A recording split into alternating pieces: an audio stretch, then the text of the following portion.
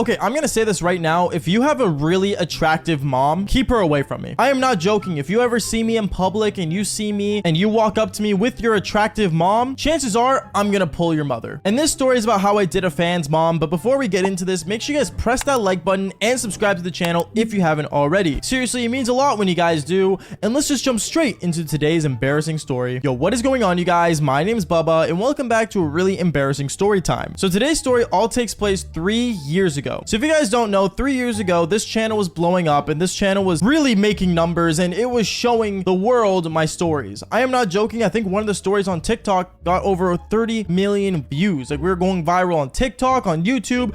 We were becoming worldwide. And you guys were, well, probably just finding me at this time on the channel. And I remember one time when I hit my first 100,000 subscribers on the channel, I remember I wanted to celebrate. I remember one time I ended up going to the mall and I actually was hanging out with my mom and I brought her to the mall to, you know, just hang out and just, you know, have a good time and celebrate the 100,000 subscribers. And I remember as I was there, I ended up doing a quick stop to Best Buy that was at the mall. And I ended up basically going in there trying to find some tech that I wanted to upgrade for my setup since, you know, improve my content even better. I remember as I was walking around though, I saw these scooter kids kind of like looking around and they ended up looking at me. And I'm not gonna lie to you, these kids were following me around Best Buy as if I like had a stalker. It was super weird. And I remember my mom even noticed them and my mom even came up to me and told me, "There's some kids following you." I know, mom. I think they just recognized me. Are you gonna go say hi? Well, like, what would I say to them? Like, what's up? Like, I don't know. If they really want to talk to me, they can come up to me. By the way, that is actually a true statement. If you guys really see me in public and want to talk to me, just walk up to me and say hi. I'm not gonna bite. I'm not gonna hurt you. I'm not gonna do anything. I'm gonna say what's up, and maybe I'll say the Devils Tango just to make your day. But other than that, I'm not doing anything more. But anyways, though, going on, I remember me and my mom, we ended up walking around and we actually ended up heading towards the sushi restaurant that me and her wanted to eat at to celebrate my 100,000 subs. And basically, once we got to the sushi restaurant, me and her, we ended up going in there, sat down, and this is where things get really weird. Because I remember as I was ordering the food and sat down, we recognized that there was like more than like 10 kids outside looking through the window and basically spotting me and basically staring at me as me and my mom were sitting down. At this point, my mom felt uncomfortable. She looked at me and she's like, "Why are they looking? Like, what are you doing? You're not recording. You're not doing anything. Why are they just staring at you?" "I don't know, mom. They just want to talk to me or something." And then that's when my mom like kept pushing me to go talk to them. But I didn't want to say anything because honestly, it was weird. I didn't know how to interact with fans at the time. I just blew up at this moment. I didn't know anything. And I remember me and my mom just sat there waiting for our food while these people were just watching me as if I was some sort of monkey at the zoo. And it was super, super awkward. And I did not know what to do. But I remember it got to the point where it was so bad because once our food came and me and my mom started eating, they still kept watching. They were watching for over 20 minutes of me and my mom just basically eating our food. And at this point, I got really fed up with it. I ended up standing up and I ended up walking towards them and I said, "Hey, like, what's going on, guys?" One of them ended up looking at me saying, "Aren't you the Devils Tango guy?" Yeah, I am. What's going on? Can I take a photo with you?"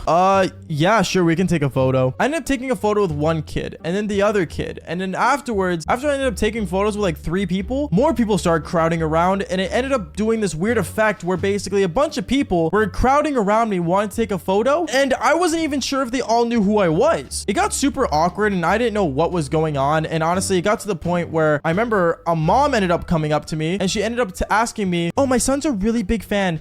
Is it cool if we take a photo together?" I ended up looking around. I'm like, "Where's your son?" And that's when she pulled out her phone, ended up grabbing me by the waist, pulling me towards her and taking a photo with me. At this point, I remember I ended up saying, "Well, you got a good hand there." Or I made some sort of joke that basically kind of came out as Riz. I don't know how, but it did. And basically she ends up smiling and she's like, "Oh, like, can I get your number?" I ended up looking at her and I didn't know what to do. Do I give her my number? Do I not? Is it normal for, you know, fans to ask for your number? I don't know what to do at this point. But I ended up giving her my number because apparently she wanted to like have me FaceTime her kid when she gets home. And I said, sure, why not? Just as a surprise, I thought it'd be a cool idea. So I ended up giving this woman my phone number. And I remember that night when I went home that day, my mom kept telling me over and over how, you know, she doesn't want to go to the mall with me ever again if there's a bunch of fans coming around. You know, know, all this stuff. And as she was ranting, I ended up getting a text message. I got a message from this mom. Hey, Bubba, my kid's at his dad's for the weekend. I was just wondering, can you like teach me some YouTube stuff? At this point, I didn't know what she was talking about. Like teaching YouTube stuff. YouTube is not something you really just teach. It's just something you do. And then I remember she ended up sending me her address. And then, well, one thing led to another. Me and her, we started flirting over text messages. And since I had her address, I thought, you know what? Why not? So I remember that same night, I ended up actually driving over to her place, and she started showing me around her house and stuff and showed me her kids' room.